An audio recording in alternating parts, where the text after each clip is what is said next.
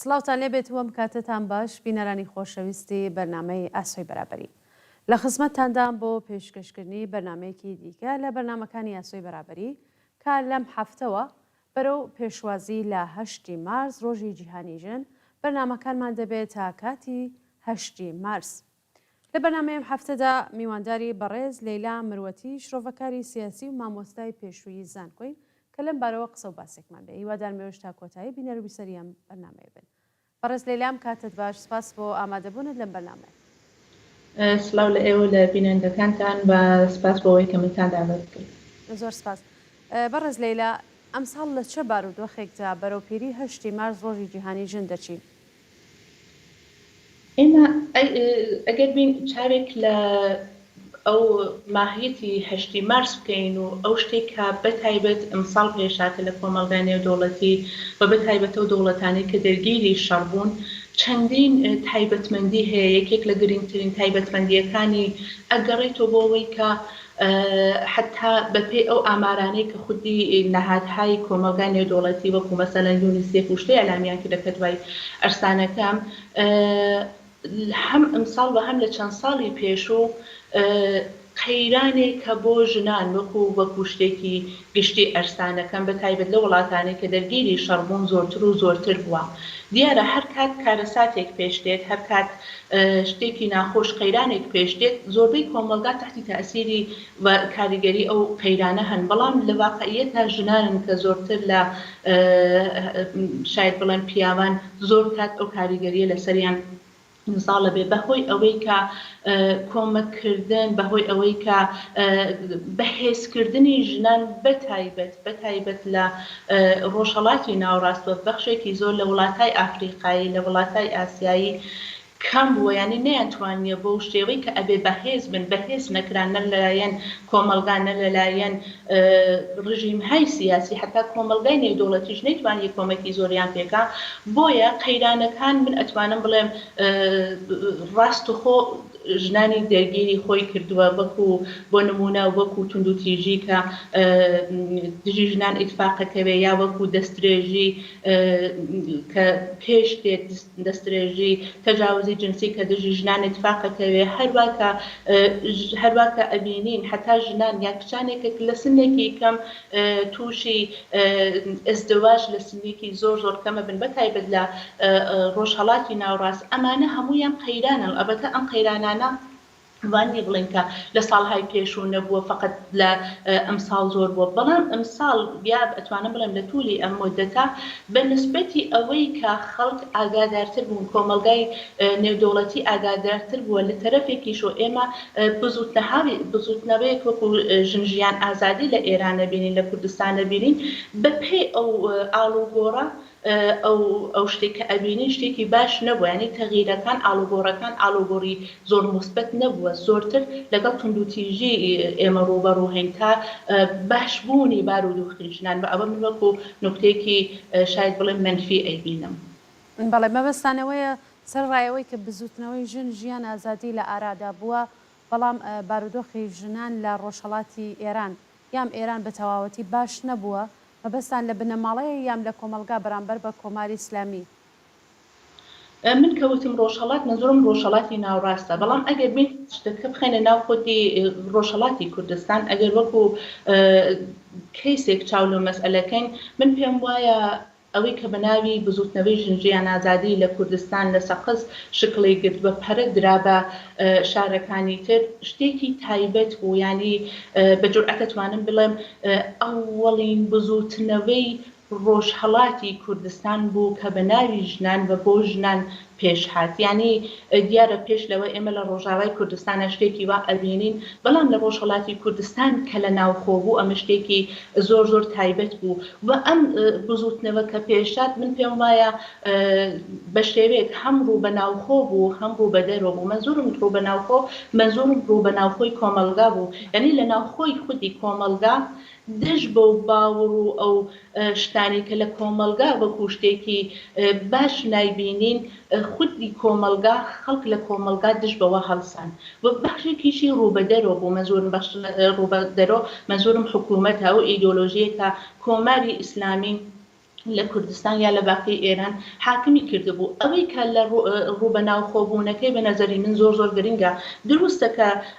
ئێمڕۆ ئەو بزوتنەوەی ژیان ئازادی سەرکوت کرا بەڵام هیچ کەس ناتوانێت بڵێ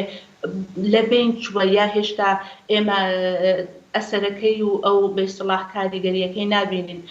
بەو دلیلە کە ئیمڕۆ تاکی کورد کۆمەڵگای کوردی بۆ خۆی ئەو پرسەی هەیە لە خۆی ئەو سوالە لە خۆیە کات کە بە نەزەری من گرنگە کە لە دوای ئەو بزوتنەوە منی کورد چۆن فکرەکەمەوە دوای ئەو بزوتنەوە چی بەسەر کۆمەلگای من هاتە ئایا کۆمەلگای من کۆمەلگای پێش لە 1402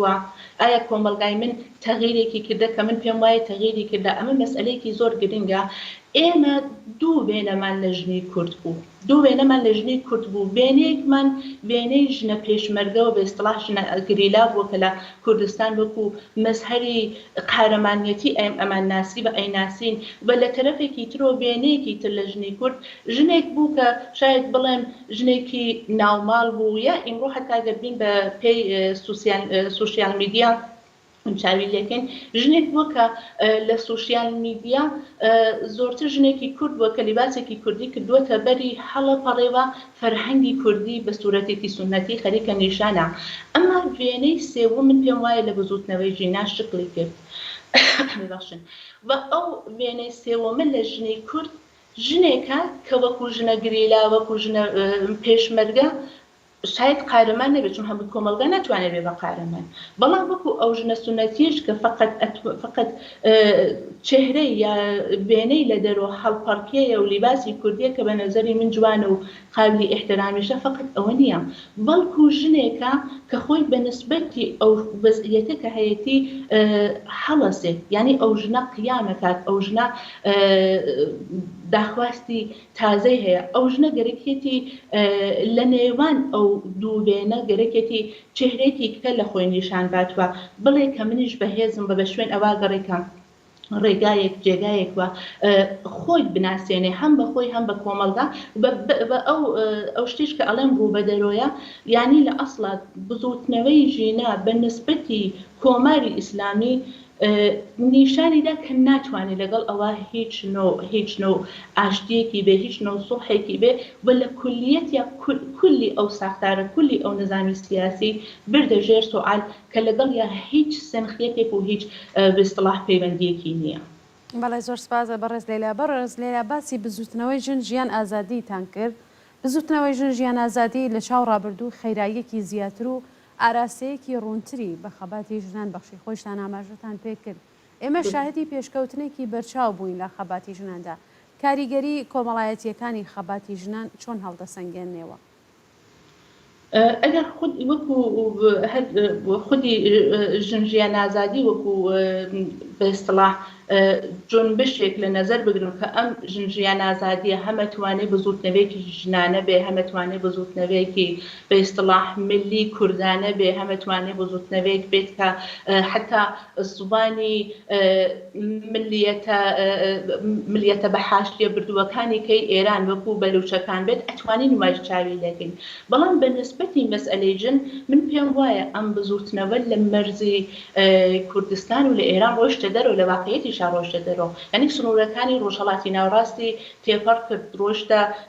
بۆ نمونە ڕۆژتە هێند ڕۆژتە ئەفغانستان ڕۆژتە حتا پارلەمانی وڵاتای ڕۆژاوایی بە لەوێ ئەو دەنگی خۆی بەرزۆ کردو ینی ئەوەی سەلماند کە ئەم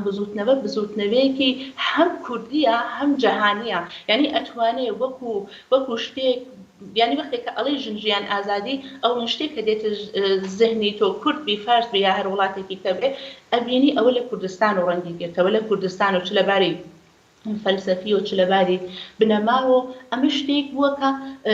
ناوەڕۆکەکەی لە کوردستان بووە ولی لە تەرەفێکی کەیشۆ جەهانیە چون ئێمە ئەزانین شتێک بە ناوی کێشەی ژن کێشێکی جەهانیە کێشەیەکە کە مربوط بە وڵاتێکی خاص نییە بە تایبەت وەختی کە دین ئێمە لێکۆڵینەوەکەین لە بواری بۆ نمونە تەجاوزەکان و دەستدرێژیەکان و یا ئەو تندوتیژەی کە دژی ژنان پێشتێ ئەزانین ئەمە مەسئلەیەکی جەهانیە بەڵام کورد وەکو کەسێک وەکو ملەتێکە هەرچەند دەسەڵاتی سیاسی نییە بەڵام بۆ خۆی ئەڵێم لەگەڵ ئەوەی کە دەسەڵاتی سیاسی نییە بەڵام قسەی هەیە بۆ ئەو مەسئلە یعنی بۆ بەخش بۆ کێشەیەکی جەهانی کە مربوط بە ئیستە نیە مربوط بێستەڵا قەدیم نیە و نایشتوانین بڵێن حتمما لە داهاتوو چارەسەرەکرێ کورد قسەی هەیە بۆ ئەو شتە یعنی لەباری فەلسەفی و قسەی هەیە بۆی لەباری باوەڕ و قسەی هەیە بۆی و ئەوەی کە خۆی بە مەسەر و مەرکەز و ناوەڕۆکی ئەو بزوت نەمازانێ کورد ئەوەی لەگەڵ خۆی گرێدات وە شتێکە بەڕوانگەیەکی کوردی ئەتوانین چاوی لێکێمە بەڕوانگەیەکی جەهانیشۆ بێ نەزەری من هەر جێگای لێک بڵێنەوەیە. بەڵێ بەڕێز لەیلا هەموو ساڵێک لە 8 مارس یان بەرەوپیری 8 مارس بابەتهایەکە کرێتە داواکاری ئەو ڕۆژە پێتان وایە ئەم ساڵ لە ڕۆژی جیهانی ژەندا چه بابەتێک دەکرێت لە داواکاریەکانمان بەرجەستە بکرێتەوە؟ ئەزان 8 مارس هەروە بە خۆتان ئاماژەتان پێکرد ڕۆژێکی جەهانیە کۆمەڵگای نێودەوڵەتی بەهۆی ئەو بزوتنەوەی کە ژنان بە تایبەت لە دوو قەرنی پێش و لە قەرنی 19 و لە قەرنی 20 ئەنجامیانداوە لە قەرنی 21 شەروە ئەو ڕۆژیان بە ناوی ڕۆژی جەهانی ژن ناوگوزاری کرد بەڵام ئایا ئەوە تەواوە ینی ئەوەی کە یەک ڕۆژیان بە ناوی ژن ناوگوزاری کردا ئەوش کۆمەلگای نێودەوڵەتی ئایا ئەوە تەواوی حقوقی ژنان بێستەڵا کامڵە کات ئایا کێشە و مشکلاتێکە لە کۆمەلگا لەناو بە تایبەت سیستەمە سیاسی دیکتاتۆرەکان وەکو کۆماری ئیسلامی ئەوانەی کە ئیجاد بووە ئایا ئەمانە هەمووی چارەسەرەکە دیارە هەمووی چارەسەر ناکات بە کێشەکانیش ئەتوانم بڵێن چەند لایەنە ینی کێشەی ژنان هەم کێشەی بێستڵات جینایەتیە هەم کێشەی هۆبیەتیە هەم کێشەی ئیدۆلۆژیکە هەم کێشەی ئابوووریە و هەم بەخشێکیشی زۆری ئەگەڕێتەوە بە ئێرتباتی ئەوان لەگەڵ مەسئلەی دەسەڵات جا ئەو دەسەڵاتە توانێت دەسەڵاتی حکوومەت بێ دەسەڵاتی ناوماڵ بێت دەسەڵاتی کۆمەلگا بێ و دەسەڵاتێک بێت کە لە سیستمی جەهانی حتا لە سیستمی جەهانی لە ئێرتبات لەگەڵ ژنانە حاکمە ینی وەختێک ئێمە چاو لە مەسئلاتین ئەبینین ژنان لە کۆمەلگای جەهانی هەرچەند ڕۆژێکیان پیاندات بەڵام لە ئەمەڵا نەیانتوانی ینی کۆمەلگای جەهانی کۆمەلگای نێودەوڵەتی نەیتوانی ئەو شتێک کە وەکو ماف بۆ ژنەی ناسێ بێت لە پراکتیکا ئەوە نیشانی بات ینی لە چوارچێوی کۆنڤانسیۆنەکان و معاهدەکان زۆر کات نەچوەتە دەرەوە ینی نەبووە بە شتێکی ئەمەڵی بۆیە ئێمە بە پێ و ئامارانی کە وجودی هەیە ئەزانین ئەو شتێک کە وەکو مافی ژنەی ناسی مافی کەسێکە لە ڕوابطی بێستەڵات دەسەڵات و بێدەسەڵاتی ئەو بێدەسەڵاتە ئەزانین ئەو مافە هێشتا چارەسەر پێ نەدراتوە ئەو کێشە چارەسەر نەکرات. بەڵێ بەڕێز لەیلا قەتڵی ناموسی یەکێک لە توندوتیژیترین ڕووداوەکانە کە بەداخەوە ڕۆژانە زۆر هەواڵەکانی دەبیستین بەتایبەت لە ئێران و ڕۆژهەڵات چۆن دەکرێت لە 8 مارسی ئەم ساڵدا سەرنجەکان زیاتر بۆ ئەم بابەتە ڕابکێشێت دیارە هەموو ساڵێت ئەم بابەتە دەخرێتە سەر باس و گفتوگۆ بەڵام ئەگەر بمانەوە ئەمساڵ زۆرتر قسە لەسەری بکرێت لە مەراسماتی 8 مارس و ببێتە بابەتێکی گرنگ دەبێت چی بکرێت؟ بەداخەوە زۆر بەداخەوە بەتایبەت لە توولی ئەم 3-4 مانگی پێش و قەتڵی ئەو قەتڵی کە بەناوی قەتڵی ناموسی ئەیناسین کە نازانین ناوی واقعەن قەتڵی ناموسیە زۆر کات قەتڵێک بە خاتری شتێکی کە پێشدێت بەڵام ئەو باسی قەتڵی ناموسیە بە هەر حاڵ وەکو ئەنگارێکی زەهنی لەناو کۆمەلگایە لەناو خەڵکە بە قەتڵی ناموسی ئەیناسین چون هەر قەتڵێک دەتوانێت هۆکاری جۆراجۆری بێ بەڵام لە توولی ئەم چەند مانگە زۆر بوو ینی وانە بۆ کە بڵێن ئەوە لە کوردستان پێشهاتوە لە فلان شار و فلان شار پێش نهاتیە لە کوردستان پێش نهاتە لەوانەیە دیکە پێشهاتوە و ئەم شتێکی جەهانیە ئەمە یەکێک لەو کێشە جەهانیانەیە کە ئەیبینین بەڵام وەختی کە دینە بۆ ناخودی کوردستان و دینە بۆ ڕۆژهەڵاتی کوردستان ئێمە ینی هەم لایەنی باشی ئەو شتەشە ببینین هەم لایەنی بە ئیستیلاح لاوازی ئەو شتە ببینین لایەنە باشەکەی ئەوەیە بە نسبەتی هەر قەتڵێک کە پێش دێ لە کوردستان ئەگەر ژنێک منداڵێک کەسێک کە قدرەتی نییە دەسەڵاتی نییە ئەکوژرێتی سەبەب پاساوی ناموسیا هەر شتێکی کە بەنسبەت کۆمەلگای مەدەنی کوردستان ئێعترازی خۆی نیشانات کۆمەلگای مەدەنی کوردستان یعنی شتێک بەناوی ویژدانێکی عمومی هەیە ئەخلاقێکی عمومی هەیە کە ئەو ئەباتە ژێر سوال پرسەکات ئەوەی پێ باش نییە ئەوە ئەگەر ئێمە بین ئەمە بەنسبەتی مەسەلەن دۆرەی قەدی مقایسەکەین دیارە خەڵک ئالوگۆڕی زۆریان بەسەر هاتووە ینی خەڵکی ترگەرێکیان نابێت بە پاساوی بێستەڵاح ناموس کەسێک بۆ کوژرێ بنە ماڵێک کێشیان بێت ئەمە توانین بێژین لایەنە باشەکەیەتی بەڵام بەنسبەتی ئەوەی کە لە کوردستانە خۆ ئێمە ئەڵێم کۆمەلگای مەدەنیمان بەنسبەت قەوی بەڵێ هێشتا زۆری مات ئەویش بێ بە کۆمەلگایەکی مەدەنی زۆر بەهێز بەنسبەتی ئەوە لایەنە لاوازەکەی کە هێشتا لە کوردستانە ئێمە هێشتا بینین قەتڵی ناموسی اتفاق کەوتە ئەو سوالەمان بۆ پێشتێکە کۆمەلگای مەدەنی کوردستان چیەکە ئێمە کە قسە لە بێستڵا بۆ زوتنەوەی ژنجیان ئازادیەکەین ئایا ئەم بۆ زوتنەوە کاریگەری نەبوو لەسەر تاکی کورد لەسەر خانەوادەکان لەسەر بنەماڵەکان لەسەر کۆمەلگاکە کە کەم و بێتەوە کە ئەو قەتڵانە کەم و بێتەوە چون مەسئلەی ئەسڵی ئەوەیە وەختێک کە شتێکی وا پێشتێت ئەمە فقط کەسێک نییە لە بینەچێ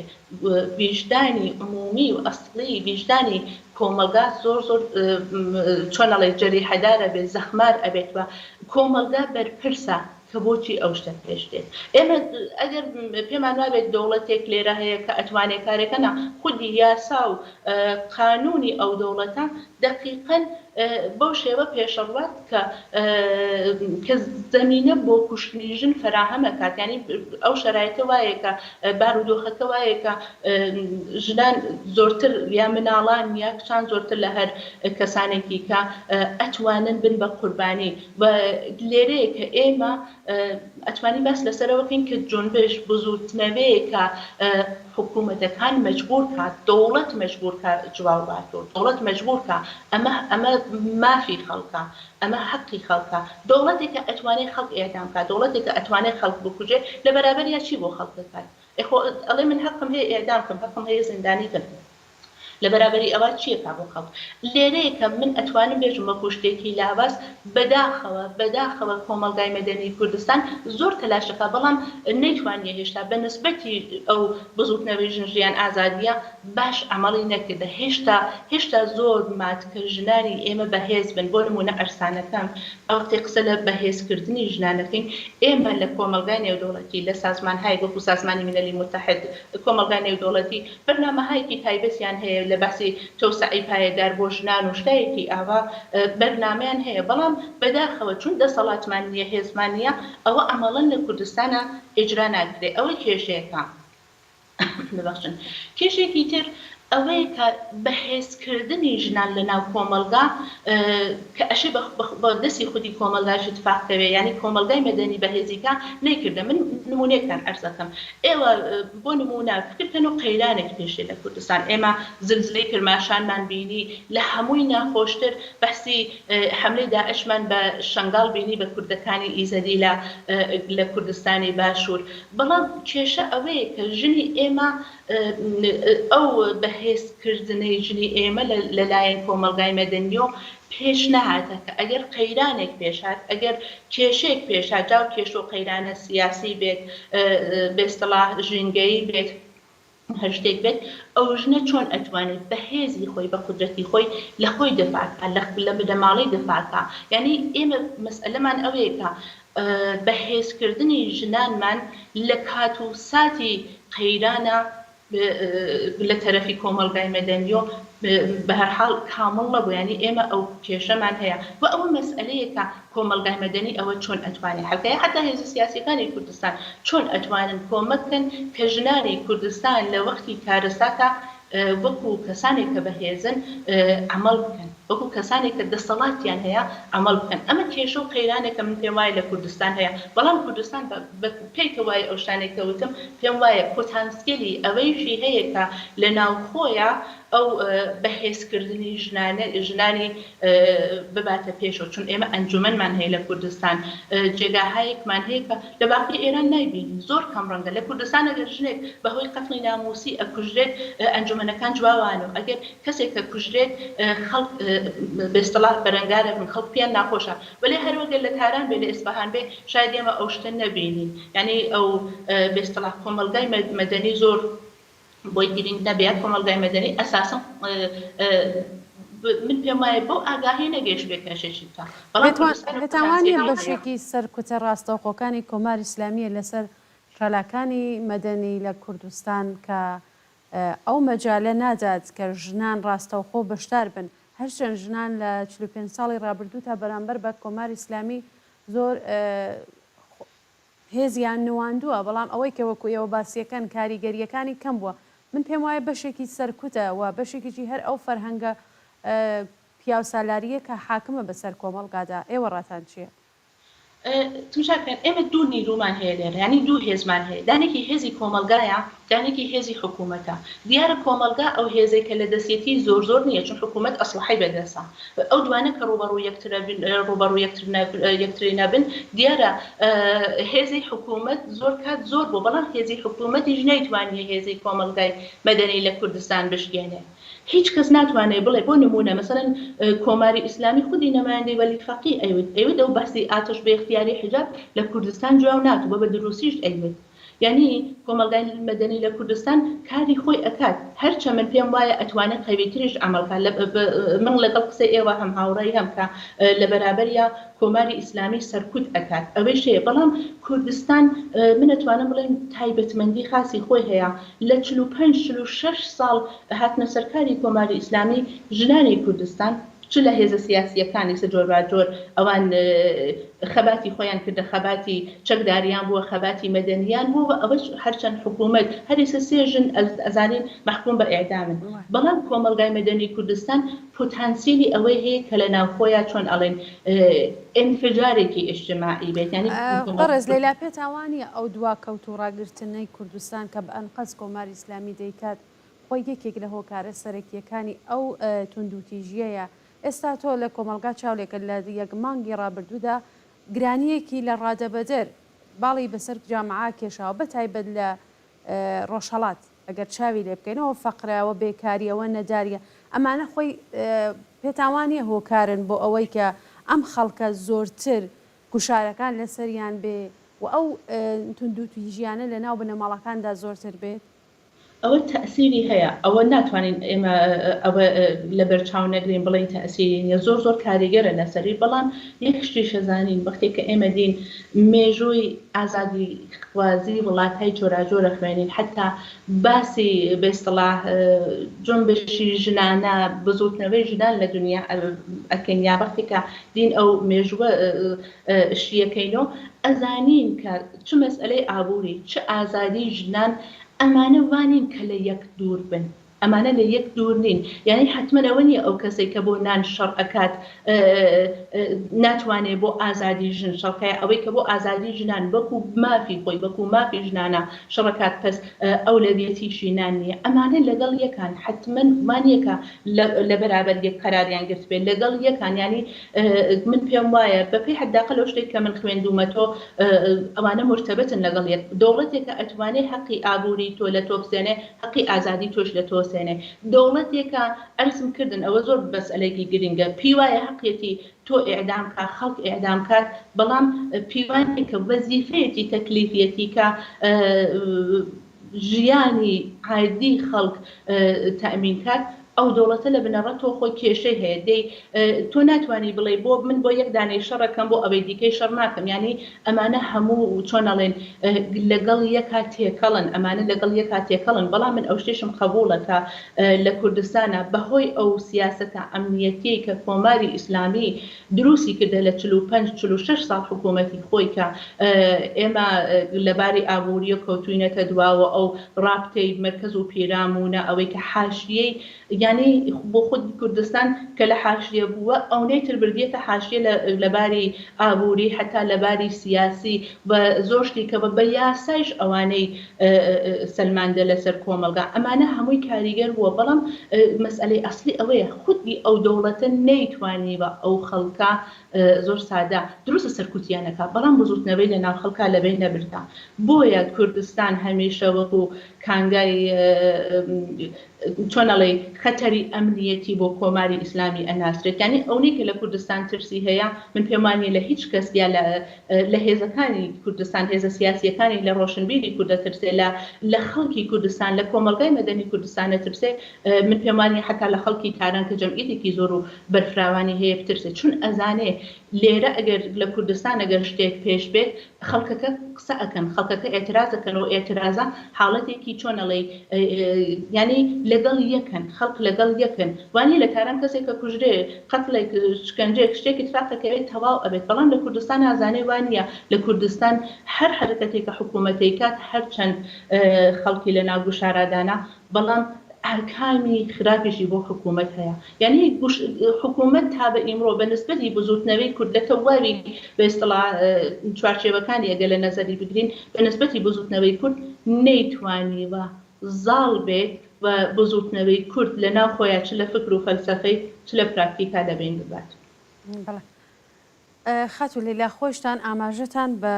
شودانی منداڵان کرد دیارە ئەو قەتڵە ناموسیانە کە باسمان کرد پەیوەندی هەیە بەوەی کە منداڵانێکی زۆر لە تەمەنێکی زۆر کەمدا بە هاوسەرگیریە درێن یەکی لەوانە کە ئێستا منەمەوێ و پرسیارە بکەم دەستدرێژی بۆ سەر منداڵان لەژێر ناوی هاوسەرگیریدا یەکێکی دیکەیە لەو بوارانەی کە دەبێت زۆر لەسەری بدوین بۆ دیارەکە ڕۆژانە ئەو ژنانەی کە بنە قوربانی بەشێکیان هەر ئەو منداڵانەی هاوسەرگیری کەمن کە بە ناشار لە ڕووی هەژاریەوە بەشوو دەدرێن لەلایەن بنەماڵەکانیانەوە ئەم دیاردە تا چەندە باوە ئایا جێی خۆیەتی پێتان وایە لە 8 مارسی ئەم ساڵا باسی ئەم دیاردەی چە بکرێت هەرچەند لە ساڵانی ڕابردووی شاکراوە بەڵام من پێم وایە ئەم ساڵ زۆر گرنگترە بەهۆی ئەوەی کە هەژاریەکی زۆر بەسەر کۆمەلگادا داسەپاوە. من پێم خۆشە پێش لەوە ئشارە بە ئامارێکم کە من چاوم لێ کرد ئامارەکە بەڕاستی بۆ خۆی لە نوعی خۆی تراژدی بوو کە یونیسف ئێلامی کردا ئەوی شەوەیە کە ئەوان بە ئیستیڵاح هاتنە توولی تقریبا 12 ساڵ لە 2010 تا 2022 هاتوون ئاماریان گرتە لە دەستدرێژی لە تەجاوزی جنسی بۆ ژنان یا کچانێکە کەمتر لە 18 ساڵن لە توولی ئەو 12 ساڵە 370 ملیۆن ئینسان دەستدرێژیان پێکرات شتێکی زۆرە ئامارێکی زۆر ناخۆشە تراژدیەکە بۆ خۆی و ئەوە نیشانی ئاکە مەسئلە دیارە مەسئلەیەکی جەهانیە مەسئلەیەکی بینالمللیە یعنی حتا هاتن ئاماری چیان ئیزافەکردە مەسئلەی بە ئیستیڵاح کوڕانیشیان کە ئیزافەکردە ئەو ڕقەمە 2 بەرابەر بووەتەوە یعنی ئەگەر دەستدرێژی ڕوو بە کوڕانیش بووە ئەوانیش تولوتیژیان لێکرات ئەو ئامارە 2 بەرابەر بووەتەوە خۆ دیارەوە بۆ خۆی شتێکی زۆر ئەسڵ کارەساتێکە لە واقعیەتە ئەرسان کەم بەڵام مەسئلە ئەوەیە کە لە کوردستان چون من ئەرسانەکەم زۆرتر چاوم لە کوردستانە بزانین لە کوردستان ئەوە وەزعیەتە بە شێوێکە لە کوردستان لە ڕۆژهەڵاتی کوردستان ئەمە ینی ئەو من ئامارەکان کە چاوم لێ کرد دقیق لە بیرم نەما بەڵام ئاماری کچانێکە لە ژێر سنی کەمتر لە 18 ساڵ ئێزدەواژیان کردرا من پێم وایە لەم 1-2 ساڵە باشتر بووە ناڵێم شتێکی زۆر چاکە نابەلێ بە نسبەتی مەسەلەن 1-2 ساڵ لەمەوە پێش ئەم ساڵ کەمێک کەمتر بووەتەوە ئەم ساڵ کەمێک کەمتر بووەتەوە لێ بن پێم وایە بە نسبەتی ئەو بزوتنەوە بە نسبەتی ئەو ئاگاهیەکە لە ناو خەڵکی کوردستانە هەیە ئەوە شتێکی باسەر باش نییە یعنی حتا گەر 2% بێ 3% بێ بۆ ئێمە هەر کارەساتە بۆ ئێمە هەر کێشەیە وەختێک کە تۆ لە سیستمێکا لە حکوومەتێکا قەرارەتەیەکە خودی ئەو سیستمە بە پێی یاسا بە پێی ئیدۆلۆژی بە پێی بە عەمد دێت لەو منتەقا فەقرت بۆ ئیجاد دەکات کێشەت بۆ ئیجاد دەکات بە کارێکە کات کە منداڵت مەدرسە نەڕوات منداڵت نەتوانێت ژیانێکی عادی وەکو منداڵانی کەی دنیای بێت دیارە ئەوە بۆ خۆی زوڵمێکی سیستماتیکە چ لە ژنی چ لە پیاوی لەناو ئەو کۆمەڵگا بەخۆ دیارە وەختێک کە ئەو شتە سیستماتیکە جواری تۆ ڕوانگەی تۆ وەکو تاکی کورد وەکو کۆمەڵگای کورد حتا وەکو هێزی سیاسی کوردی ئەبێ وەکو سیاسەتێکی بە ئیستیڵاح سیاسەتێکی تایبەت بەیانی لەو سیاسەتە تایبەتە تۆی کورد دەبێت ئاموزش ببینی لەبارەی پەروەردە ئاموزش ببینی کە منداڵ نابێت لەو سنە بەشۆ بدرێت یا ئەو شتێکە سازمانهای فەرزەن سازمانی جەهانی بێهداش قبوڵیەتی نە یاساکان قبوڵیانە نە بیر و باوەڕی کۆمەلگای ئیمڕۆ قبوڵیەتی یعنی ئێمە لێرە بەڕاستی نیازمان بە ڕۆنەسانسێکە لەو ڕۆنەسانسا هەموو شتێکەشێ هەڵتەکێت یعنی چۆنەڵێ ئەوەی کە وەکو بیر و باوەڕی قەدیم بووە بڕوخێ هەمزەمان لەگەڵ ڕووخانی ئەو بیر و باوەڕە ئەشی شتێک ناکرێت ئەوە بڕوخێت و هیچێک نەبێ بۆشایی نابێ پێش بێ لەگەڵ ڕووخانی ئەو بیر و باوەڕە کە کچی کەمتر لە 18 ساڵ بۆی ئەبێت کە بیان بەشوو لەگەڵ ڕووخانی ئەو بیر و باوەڕە ئەتوو بیر و باوەڕێکی کە ئەشێ جێگوزینکەی کە بۆشایی پێش نەیە ئەو بیر و باوەڕە جەدیدە چی ئەو بیر و باوەڕە ئەوەیە کە ئەو ئینسانە ئەو کچە ئەو منداڵە شایانی دەرس خوێندنە شایانی ئەوەیە کە تەخەسوسێکی بێ شایانی ئەوەیە کە بەکو کەسێکی سەربەخۆ لەسەر فکری لەسەر هۆویەتی لەسەر جسمی لەسەر جنسیەتی خۆی ئەو سەربەخۆیی ببێت ئەمیش کاری کۆمەلگای مەدەنیە بۆیە ئەرسانەکەم بزوتنەوەی ژینە ئەو فرسەتەی پێماندا کە لە کوردستانە ئێمە ڕۆنەسانسێک تەجربە بکەین بەڵام ئەو ڕۆنەسانسە لە حاڵی چپڵگیریە وانیە بڵێن پێشاتەوتەوە بوونا چون هەر ئایسە ئەو ڕەخنە لەسەر ژنی کوردستان هەیە لەسەر هەمووان هەیە کە لە کۆماری ئیسلامی کە بە قەولی خۆی چارشێ و حجاب خەتی سووریەتی هێڵی سووریەتی خۆژنی کورد باقان وەکو ژنی فارس نییە وەکو ژنی تاران نییە ئەگەر ڕووسەرێکەشی لە کوردستان لابان پێم وایە حکوومەت زاتی نییە کاری پێ بێت چون ئەزانێ لە کوردستانە بە قەولی خۆیان ئەو باسی ئاتەش بە اختیارە جواب ناتۆ ئەوەش بۆ خۆینەوە بێسڵاح مبارزەی لەگەڵ حکوومەت بەڵام مەسئلە ئەوەیە کە ئێمە هەمووی ئەو مقابلە لەگەڵ حکوومەت